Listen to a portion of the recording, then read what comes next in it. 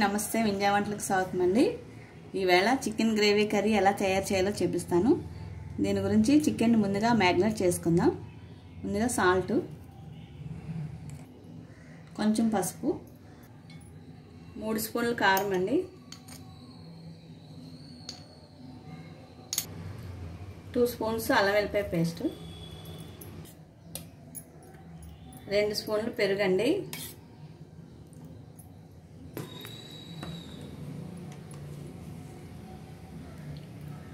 1 spoon garam masala పొడి. ఇది మొత్తం కలుపుకోవాలండి. నేను 1/2 కేజీ చికెన్ తీసుకున్నానండి. ఈ 1/2 కేజీ చికెన్కి సరిపడగా వేసాను నేను.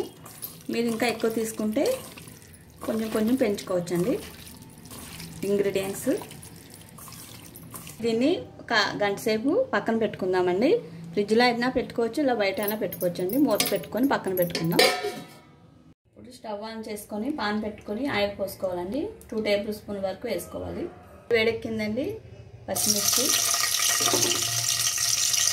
ఉల్లిపాయ ముక్కలు, 3 ఉల్లిపాయలు ఇలాగా సన్నగా పొడిగా కట్ చేసుకోవాలి. కరివేపాకు అండి.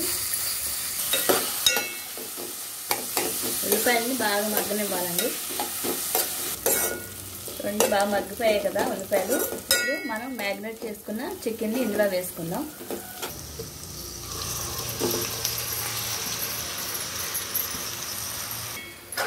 ఇప్పుడు బాగా కలుపుకోవాలి.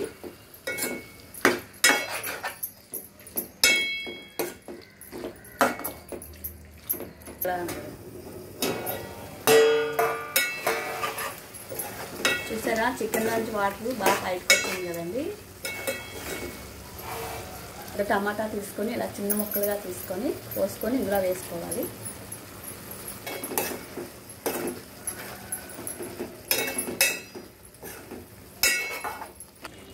చూడండి, కొంచెం వాటర్ వేసుకుందాం చికెన్లో. ఇలా వేసుకున్న తర్వాత ఒక 5 నిమిషాల పాటు ఉడకనిద్దామండి.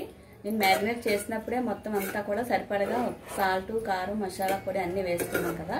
ఇప్పుడు వేసుకునే అవసరం లేదండి.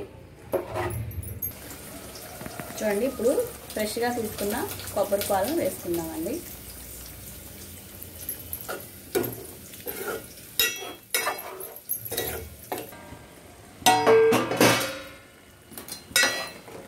చూడండి, కూర రెడీ అయిందండి.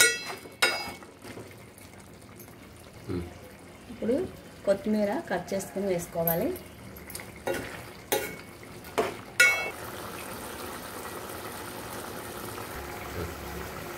దానండి స్టవ్ ఆపుకుందాం.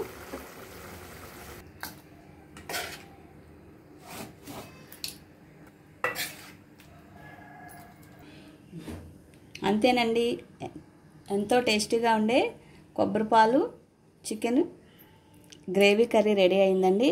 చాలా బాగుంటుందండి ఫ్రెండ్స్. మీరు ఒకసారి ట్రై చేయండి. ట్రై చేసి నాకు కామెంట్ చేయండి. అలాగే లైక్ చేయండి, షేర్ చేయండి, సబ్స్క్రైబ్ చేయండి.